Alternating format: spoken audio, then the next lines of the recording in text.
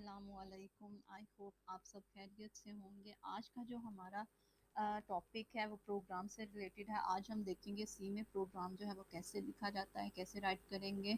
और इस प्रोग्राम को राइट करने से पहले आपसे एक रिक्वेस्ट है कि अगर आपने लास्ट लेक्चर्स नहीं लिए जिसमें हमने सब फंक्शंस से रिलेटेड जो है वेरिएबल क्या है, उनके रूल्स क्या हैं, प्री प्रोसेसर डायरेक्टिव्स क्या हैं, हेडर फाइल्स क्या हैं, मतलब इस प्रोग्राम में जितनी भी फंक्शंस यूज़ होने वाले हैं, जितनी भी टर्म्स यूज़ होने वाली हैं, वो सब हमने जो है लास्ट सब लेक्चर्स में जो है वो डिस्कस कर लिया है। अगर आपने लेक्चर्स नहीं लिए तो आप वो लेक्चर्स ज़रूर ले लें ताकि यहाँ तक पहुँचते हुए आप ये प्रोग्राम करते हुए जो है आपको किसी किस्म की परेशानी जो है वो फेस ना करनी पड़े कि ये जो है स्कैन ऐप का फंक्शन क्यों यूज़ हो रहा है, प्रिंट ऐप का फंक्शन क्यों यूज़ हो रहा है, इसका सिंटैक्स क्या है।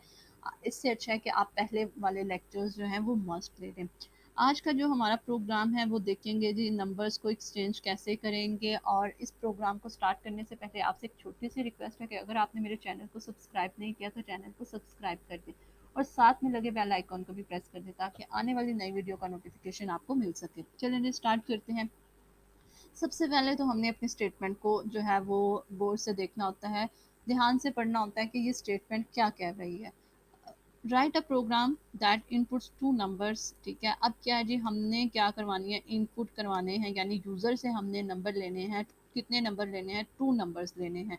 ठीक है, इनपुट का मतलब हम हमें पता चल गया कि इनपुट से क्या मुराद है कि हमने कौन सा फंक्शन यूज़ करना है। हमने करना है जिस स्कैन ऐप का फंक्शन जो है वो यूज़ करना है जिसके थ्रू हम 2 नंबर्स लेंगे। ठीक है, और क्या जी, एंड एक्सचेंज देयर वैल्यूज़, और हमने क्या करवाने हैं, उन वैल्यूज़ को एक्सचेंज करवाना है। मतलब नंबर 1 हमने एक नंबर लिया फॉर एग्जांपल, अब 2 नंबर्स से भी हमें पता चल रहा है कि हमारे पास कितने वेरिएबल्स आने वाले हैं, 2 वेरिएबल्स आने वाले हैं। ठीक है, 2 नंबर्स जो हमने लेने हैं तो ज़ाहिर सी बात है एक नंबर जो है वो एक वेरिएबल में जो है वो सेव होगा, स्टोर होगा, दूसरा नंबर जो है वो दूसरे वेरिएबल में स्टोर होगा। फॉर एग्जांपल मैं वेरिएबल ले लेती हूँ, एक एक्स ले लेती हूँ, एक वाई ले लेती हूँ।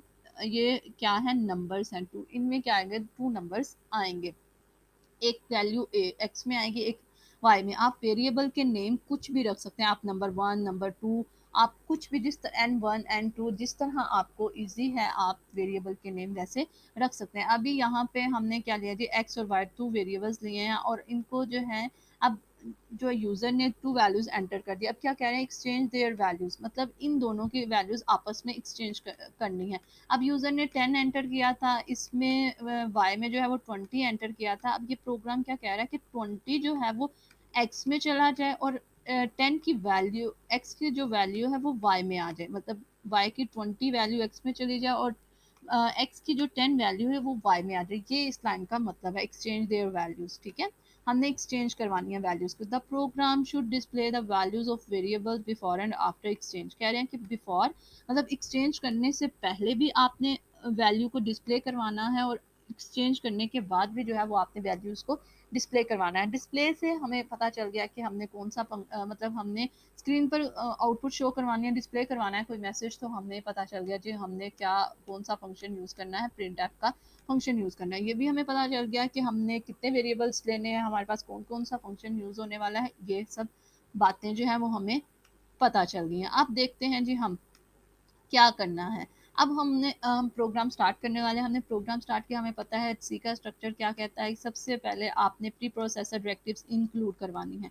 प्री प्रोसेसर डायरेक्टिव्स लिखनी है, उनमें क्या हमने हेडर फाइल्स को इंक्लूड करवाना है। ठीक है, सेकंड में हेडर फाइल्स क्यों इंक्लूड करवाई हैं, ये हर टॉपिक हर लेक्चर में जो है वो एक्सप्लेन कर रही हूँ कि C scan F C L large get C H के जितने भी फंक्शंस यूज़ हो रहे हैं इन सब की डेफिनेशन जो है वो हमारी इन 2 फाइल्स में सेव है। अगर हम ये फाइल्स जो है वो इंक्लूड नहीं करवाएंगे तो क्या होगा कि हमें कंपाइलर एरर दे देगा। उसके बाद हमने हमेशा मेन फंक्शन जो है वो लिखना होता है। ठीक है, मेन फंक्शन लिखा वॉइड मेन, वाइड इसलिए लिखा कि हमारे इस पूरे प्रोग्राम ने जो है इसने कोई भी वैल्यू रिटर्न नहीं करवानी। ठीक है, उसके बाद हमारी ब्रैकेट स्टार्ट होंगी। ब्रैकेट स्टार्ट करने के बाद जो है वो हमारा देखें जी, हमने क्या लिया जी, 2 नंबर्स लेने थे। हमने 2 नंबर्स लिए, मतलब 2 वेरिएबल्स लेने थे।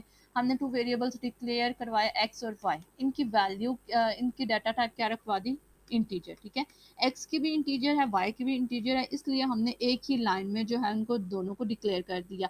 अगर हमारे पास डाटा टाइप सेम है तो हम कोमा लगा के वेरिएबल का नेम लिख सकते हैं, अगर डिफरेंट होती तो एक्स और फ्लोट वाई लिखते। अब इनकी इनको सेपरेट भी लिख सकते थे, मतलब पहले इंट एक्स लिखते और फिर सेमी कॉलन, फिर इंट वाई लिखते, फिर सेमी कॉलन, ये भी आप ये भी ठीक है बिल्कुल। लेकिन ये होता है कि वो स्टेटमेंट ज़्यादा हो जाती है, हम कम स्टेटमेंट में काम करना चाहते हैं कि हमारा जो लाइन ऑफ कोड है वो कम रहे, इसलिए हमने एक ही लाइन में जो है वो डिक्लेयर करवा देते हैं। अच्छा जी, उसके बाद आप सोच रहे होंगे कि ये टेम्परेरी जो है TEM, ठीक है, ये वाला क्यों हमने डिक्लेयर करवाया। ये वेरिएबल इसलिए डिक्लेयर करवाया जब हमने कोई वैल्यू लेनी है यूजर से, ठीक है। अब एक्स में क्या पड़ा हुआ है, 10 पड़ा हुआ है, यूजर ने एंटर करवाया, वाई में क्या है, 20 है। अब हमने इनकी वैल्यू आपस में एक्सचेंज करवानी है, तो हमारे पास इनकी वैल्यू एक्सचेंज इस तरह नहीं हो सकती कि अब वाई की, अगर मैं यहाँ लिख देती हूँ कि x is equal to Y, ठीक है, कि y की जो भी वैल्यू वो x में चली जाए। अब x में क्या आ गया हमारे पास, 20, ठीक है। x में वो ओवरराइट हो गया, 10 की जगह क्या आ गया, 20, लेकिन y की वैल्यू में भी क्या पड़ा हुआ है, 20 ही पड़ा हुआ है, ठीक है। अब x में तो 10 नहीं रहा, तो अब 10 जो है y में कैसे आएगा, इस वजह से हमें एक और वेरिएबल की ज़रूरत पड़ती है। इस वेरिएबल का नाम हमने टेम्परेरी रख लिया, ठीक है, TEMP रख लिया, कि ये टेम्प क्या करेगा, ये वेरिएबल क्या करेगा कि एक की वैल्यू को इसमें रखवाएगा, ठीक है, किसी x या y की वैल्यू को इसमें रखवाएगा और फिर दूसरी वैल्यू को एक्सचेंज करवाएगा और बाद में जो है इसकी वैल्यू को दोबारा से उस वेरिएबल को दे देगा। अभी देख लेते हैं ये प्रोग्राम कैसे रन होता है, ये देख लें। अब क्या किया जी, क्लियर स्क्रीन हमें पता ही है हमने लिखनी होती है। प्रिंट एफ का फंक्शन स्कैन एफ फंक्शन के साथ हम मस्ट यूज करते हैं। प्रिंट एफ का फंक्शन लिखा है एंटर टू नंबर्स, ठीक है, डबल कोटेशन के अंदर आपने लिखना है और ये सेमी कॉलन मस्ट लगाना होता है हर स्टेटमेंट के लास्ट में। हमने क्या किया जी, प्रिंट एफ का फंक्शन लिखा, अंदर हमने क्या लिखा जी, एंटर टू नंबर्स, ठीक है। जब एंटर टू नंबर्स आपको सिर्फ इतना सा लिखा हुआ नजर आएगा, उसके बाद स्कैन एफ का फंक्शन स्टार्ट हुआ। हमने कौन से टू नंबर्स एंटर करवाने हैं जी, एक्स और वाई। हमें पता है एक्स और वाई की डाटा टाइप क्या है, हमारे पास इंटीजर है, तो इनका जो फॉर्मेट स्पेसिफायर क्या होगा, हमने स्कैनएफ का फंक्शन लिखा, ब्रैकेट स्टार्ट की, डबल कोटेशन के अंदर हमने लिखना होता है फॉर्मेट स्पेसिफायर, ठीक है। अब देखिए मैंने आपको फिर कोमा लगाना है, डबल कोटेशन ये बंद, कोमा लगाने के बाद आपने यहाँ पर उस वेरिएबल का नेम लिखना होता है जिसकी वैल्यू आपने यूजर से लेनी है। अब हमने एक्स की वैल्यू लेनी है तो इसलिए वेरिएबल एक्स का नेम लिखा और परसेंटेज एस, परसेंटेज एम, ये जो है परसेंटेज का ये जो एम्परसेंट का साइन है ये आपने मस्ट लगाना है। ये कौन सा हमारा एड्रेस ऑपरेटर होता है जो कि मेमोरी में एड्रेस बताता है कि आपकी जो भी वैल्यू है वो इस एड्रेस पर स्टोर होगी जाके। उसके बाद हमने सेकंड वैल्यू भी लेनी है, एक ही लाइन में हम डिक्लेयर कर रहे हैं। मैं पहले प्रोग्राम में भी बताया कि आप जो है वो पहले स्कैन एफ परसेंटेज डी और एक्स को पहले ले लें इनपुट, फिर वाई की ले लें, या एक ही लाइन पर आप इसको डिक्लेयर करवा सकते हैं। उसके बाद कोमा आपने मस्ट लगाना है, हर वेरिएबल को आपने कोमे के साथ सेपरेट करना है। उसके बाद फिर यहाँ से हमने एम्परसेंड का साइन लिया और फिर हमने वेरिएबल का नेम जिसकी हमने वैल्यू लेनी है वो वेरिएबल का नेम लिखा हमारे पास। अब देखें एक्स जो है उसकी डाटा टाइप क्या थी, इंटीजर टाइप का था, तो इसमें हमने पहले वाला परसेंटेज डी जो है वो किसके लिए है, इस एक्स के लिए है कि इसकी जो डाटा टाइप है उसका फॉर्मेट स्पेसिफायर परसेंटेज डी है। और सेकंड वैल्यू यानी वाई का जो फॉर्मेट स्पेसिफायर है वो ये वाला परसेंटेज डी है। ये तरतीब से जो है वो सीक्वेंस में लिखा जाता है। अब हमारे पास आगे जी, यूजर ने पहले क्या एंटर किया, 10 एंटर करवाया, उसके बाद क्या 20 एंटर करवाया। अब हमने देखा था, उसने कहा था कि बिफोर आपने वैल्यू को एक्सचेंज करने से पहले भी स्क्रीन पर प्रिंट करवाना है। ये देखें ये वाली लाइन ये काम करिए, प्रिंट करवा दी हमने पहले एक्स की वैल्यू, प्रिंट एफ का फंक्शन ब्रैकेट डबल कोटेशन हमने स्टार्ट की, वैल्यू लिखी, वैल्यू इन एक्स। हमने बताया जी वैल्यू इन एक्स में क्या है जी, यहाँ पर हमने ठीक है, यहाँ पे फॉर्मेट स्पेसिफायर बताना होता है जिस वेरिएबल को हमने स्क्रीन पर शो करवाना है, यहाँ पर उसका नेम लिखते हैं, ठीक है। कोमे के बाद हमने उसका नेम लिखना होता है जिस वेरिएबल की वैल्यू को हमने स्टोर शो करवाना है स्क्रीन पर। यहाँ पे एक्स लिखा और एक्स की हमारे पास डाटा टाइप क्या थी, हमारे पास इंटीजर थी, उसका फॉर्मेट स्पेसिफायर क्या होगा, परसेंटेज डी होगा, ठीक है। उसका फॉर्मेट स्पेसिफायर हमारे पास क्या है, परसेंटेज डी है, ठीक है।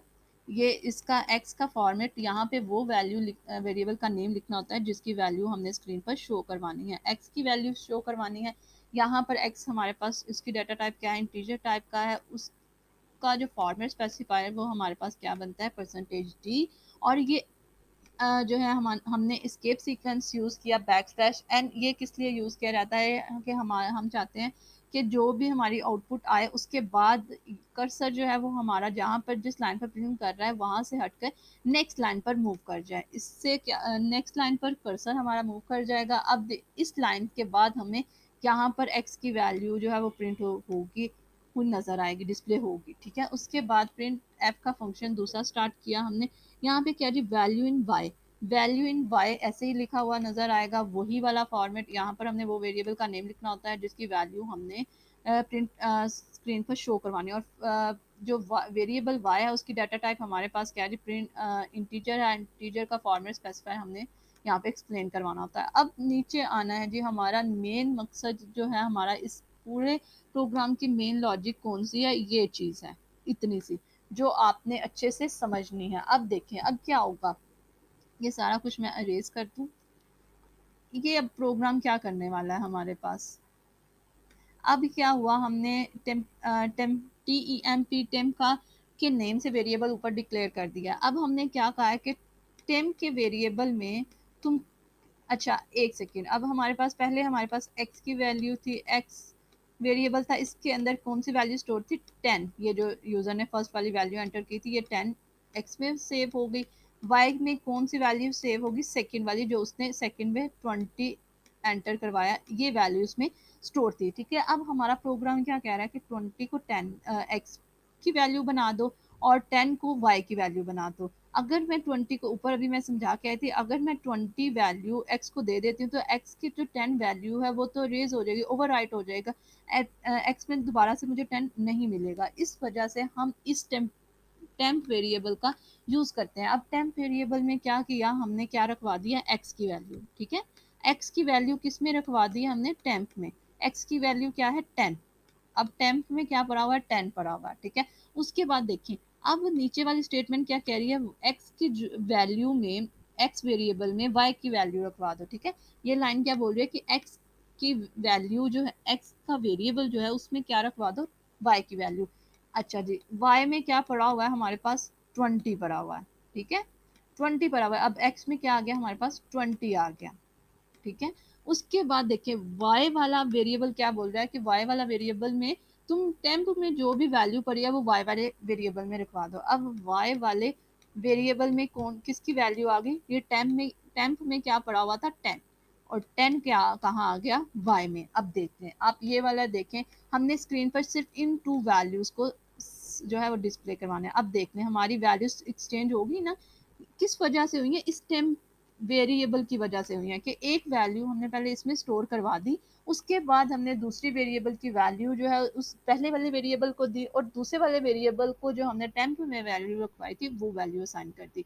ठीक है, अगर हम टेम्प वेरिएबल ना लेते तो क्या होता है, तो अगर y की वैल्यू x को देते तो x की वैल्यू ओवरराइट हो जाती 20 और y में भी 20 ही रहता, हमें वो 10 नहीं मिलता। इस वजह से हमने ये टेम्प का वेरिएबल रखवाया है। ठीक है, उसके बाद देख लें, हमने वो पहले भी प्रिंट करवाया था, उसने कहा था कि अब आफ्टर द एक्सचेंज आपने वैल्यूज को प्रिंट करवाना है। फिर से हमने प्रिंट ऐप का फंक्शन यूज किया।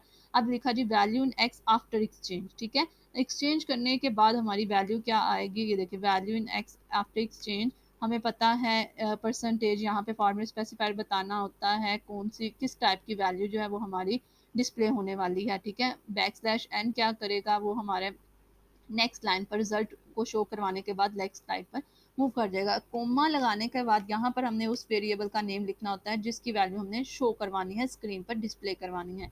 हमने x की वैल्यू डिस्प्ले करवानी है तो हमने इस यहाँ पर किसका वेरिएबल का नेम लिखा, x वेरिएबल का नेम लिखा। और हमें पता है x वेरिएबल की डाटा टाइप क्या है, इंटीजर डाटा टाइप है इसकी, तो इसका फॉर्मेट स्पेसिफायर क्या होगा, परसेंटेज डी। इसलिए यहाँ पर हमने परसेंटेज डी लिखा। जैसे ही ये स्क्रीन पर शो हो गए, x की वैल्यू 20 शो होगी, उसके बाद क्या होगा जी, बैकस्लैश n की वजह से हमारा कर्सर यहाँ पे मूव कर रहा होता है, बैकस्लैश n की वजह से हमारा कर्सर नेक्स्ट लाइन पर मूव करना शुरू हो जाएगा। ठीक है, कर्सर जो है ब्लिंक करना शुरू हो जाएगा। अब प्रिंट एफ सेकेंड लाइन क्या बोल रही है, value in by after exchange.